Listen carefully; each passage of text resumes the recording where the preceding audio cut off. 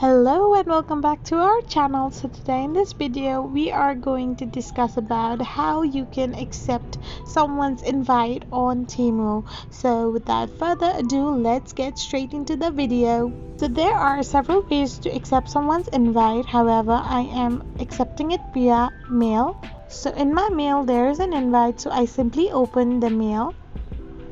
So once it is open, all I need to do is click on the link given in the mail. So the invite mail will redirect you to your Temu account which you have created or which you need to create. So once you are in your Temu account, you need to play a game to accept the invitation sent by your friend or someone else. So after playing the game, you can also get reward points or reward items as you have won it. So this is how you simply accept someone's invite on Temu. I hope this video was helpful, so don't forget to hit that subscribe button and to give us a thumbs up. We will be back again with these informative videos.